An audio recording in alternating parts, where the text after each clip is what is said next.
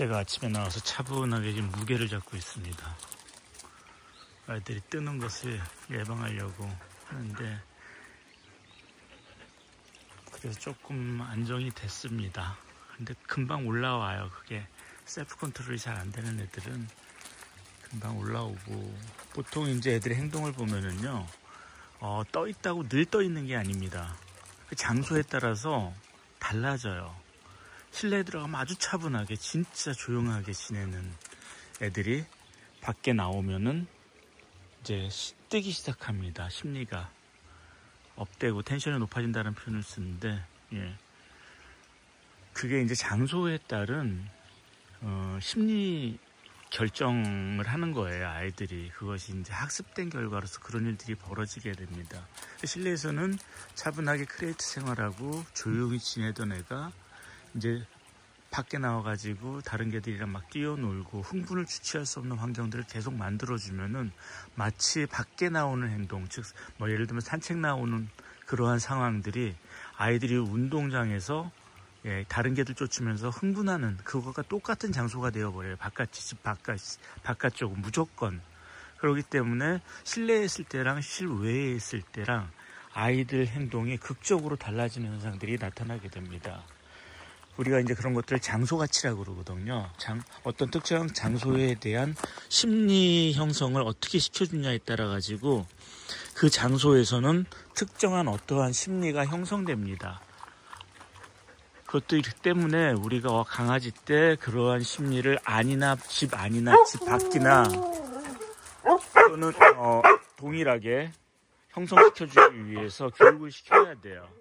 그리고 운동장 같은 데서도 애들이 딱 가서 흥분하는 게 원반하거나 그런 데서 뭔가 어질리티를 할 때 아무런 규칙 없이 차분하게 움직일 수 있도록 환경 설정을 해주고 거기서 놀이 규칙들을 만들어주지 않으면 거기에 나가면 무조건 흥분하는 개들이 되어버립니다. 원반하면서 계속 짖는 개들이 있어요. 그런 개들은 원반만 가르쳤지 원반을 하는 프로시저 규칙들을 안 가르쳐줘가지고 원반만 보면은 심리 흥분 상태로 바로 빠져들게 됩니다. 그래서 훈련이 중요하지 않아요. 원반을 하는 게 중요한 게 아니고 원반을 할 때 어떤 규칙들을 세팅해 주느냐가 더 중요합니다. 그러면은 원반을 잘 하면서도 차분한 개로 만들 수가 있어요. 교육을 할 수가 있습니다. 그래서 원반하면 어떤 훈련사가 원반 시키지 말라고, 애들 흥분한다고 흥분시키는 훈련이라고 하지 말라고 했는데 그 훈련사는 애들이 흥분하지 않고 원반 놀이를 즐기게 하는 방법을 모르는 거예요. 그런 연구를 해본 적이 없는 거예요. 저희 집 개들은 원반하면서 흥분하지 않습니다. 그렇다고 퍼포먼스가 낮은 것도 아니에요. 굉장히 빨리 움직이면서 차분하게 운동을 합니다. 지금 애들이 다 모여 있어가지고 운동장 들어가면 아마 또 흥분을 하게 될 거예요. 제가 그래서 규칙을 정할 겁니다. 다 한꺼번에 몰려 들어가는 게 아니고 제가 앞에 서가지고 한 마리씩 두 마리씩 집어넣을 거예요. 예. 제가 예전의 영상에서는 제가 뒤에서 문을 열어주고 애들이 뛰어들어가는 형태를 냈습니다. 근데 지금은 문을 열고 한꺼번에 뛰어들어가는 게 아니라 한두 마리씩만 집어넣을 거예요. 이런 식으로 지금 조절을 합니다. 규칙을 바꾸는 거예요. 뛰어들어가는 규칙을. 개 한 마리씩. 그러면은 몸빵이나 들어가면서 흥분이 굉장히 됐는데 문이 닫히게 되니까 예상하지 못했던 일들이 발생하게 되는 거죠.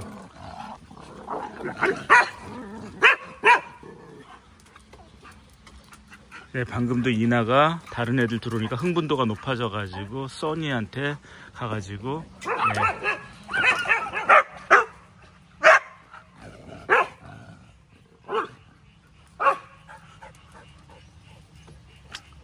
이나는 안타깝게도 어렸을 때 교육을 받지 못한 애입니다.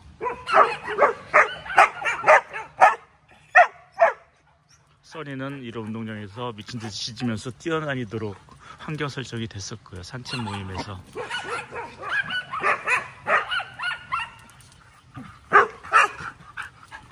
흥분이 가라앉지 않죠. 두 마리가 이나하고 써니가 지금 애들이 많으면 좀 이런 상황에서는 싸움이 발생할 수 있습니다. 흥분 조절이 안 돼가지고요. 이제 조용한 애들 들어갑니다. 네.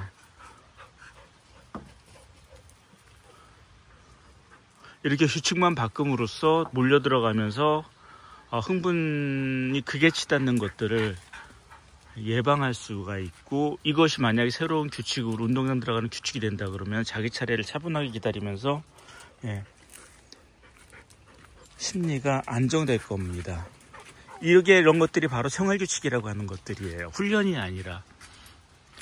규칙만 바꿔줘도 사람의 설계를 잘해가지고 아이들의 문제 행동들을 예방할 수 있고 교정할 수 있어요. 네. 네, 이제 여기서 제가 개입해야 됩니다. 지금 심해요. 심해진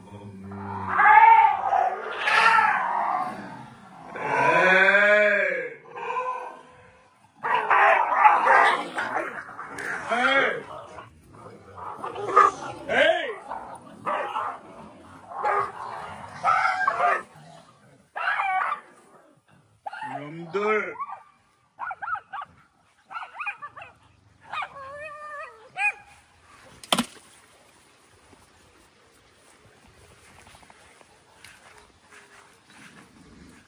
네, 큰일 날 뻔했습니다. 제가 개입하지 않았으면. 시기적절하게 개입했어요.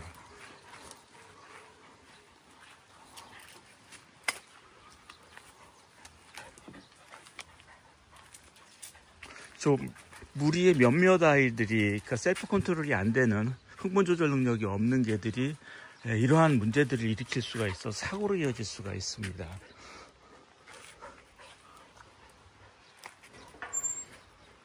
들어갈 때까지는 규칙을 바꿔가지고 괜찮았어요. 근데 들어가서 나서 이제 예전과 같은 상황이 또 발생하는 거죠.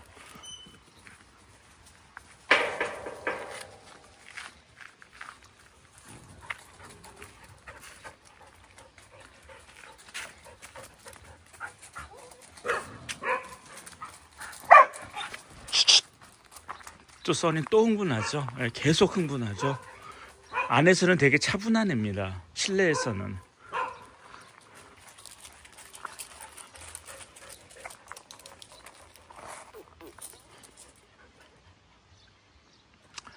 곰탱이도 셀프 컨트롤이 잘 안 돼요. 흥분 제어를 못 합니다.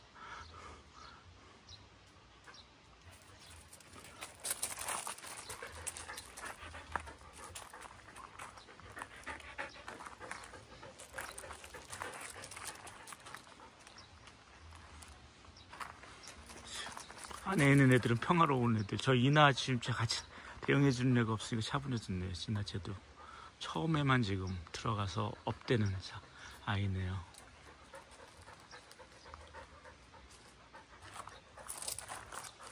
흥분쟁이들은 들어가라.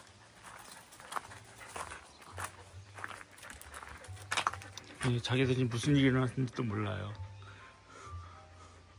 한번 싸움이 벌어질 뻔했는데 겨우 막을 수 있었는데.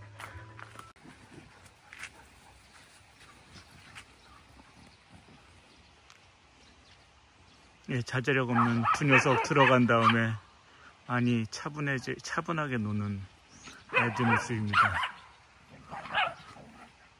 좀 걱정되는 게 지금 이나하고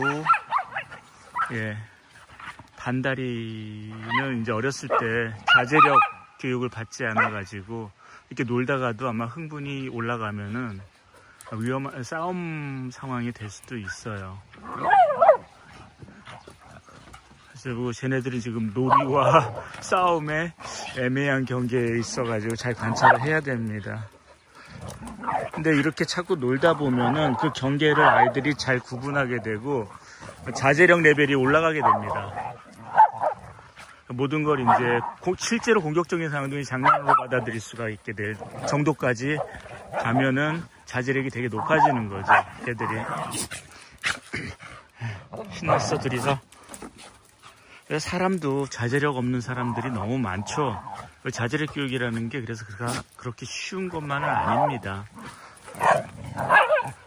오랜 시간이 걸리고 그 못하게 하는 훈련을 하면은 자질력이 늘지 않아요. 심리적 변화가 일어나지 않습니다. 못하게 하면은 눈치 보는 게로 키우는 거지.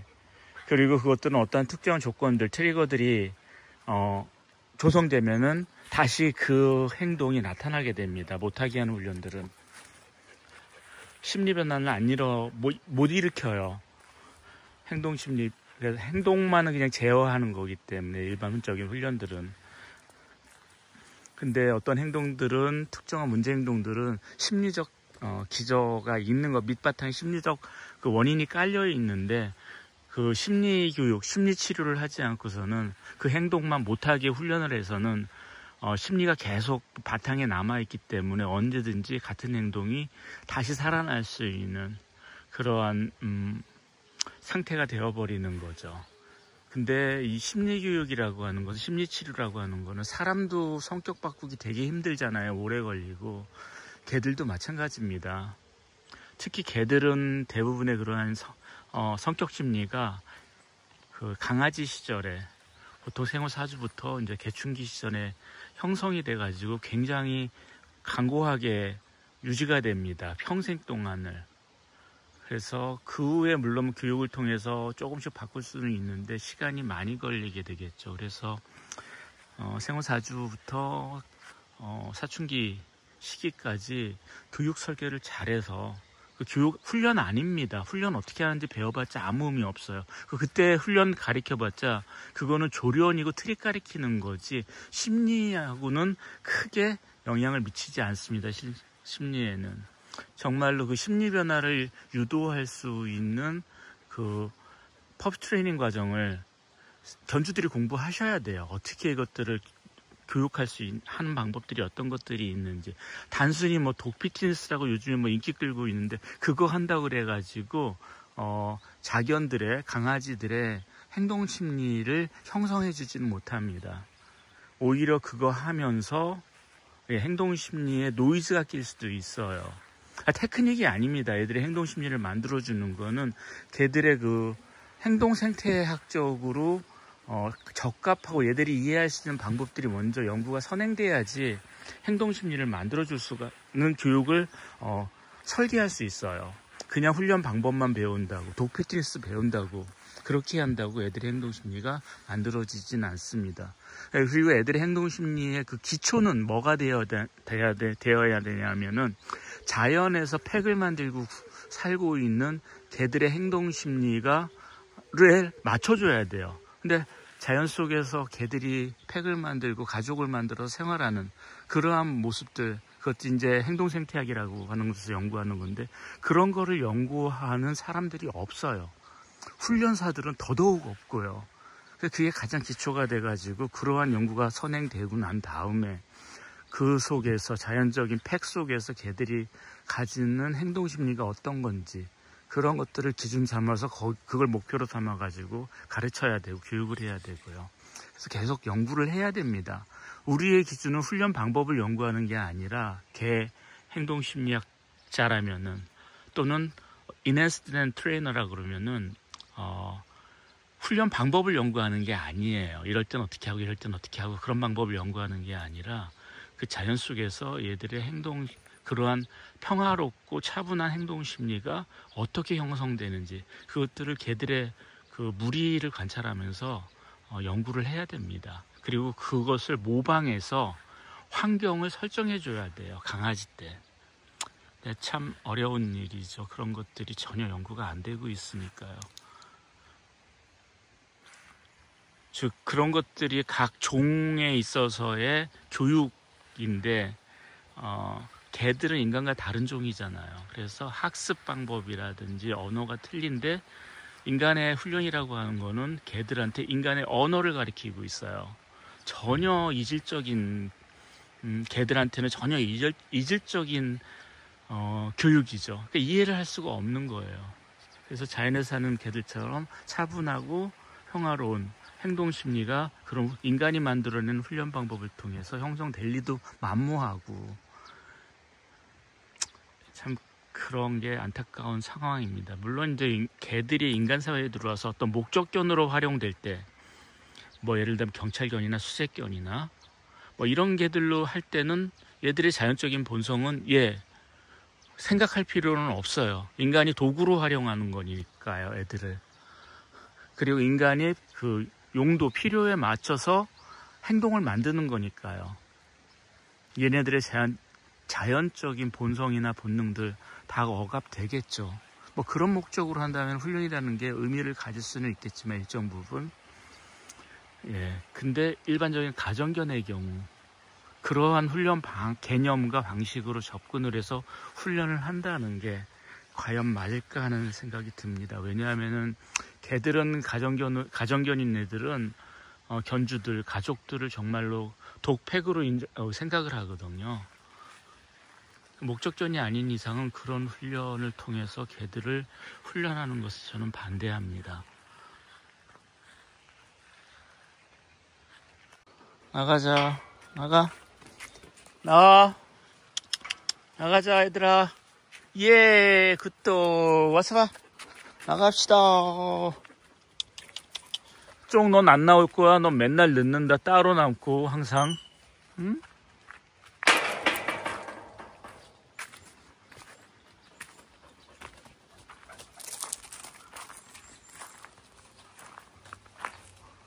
이제 들어가서 쉬자.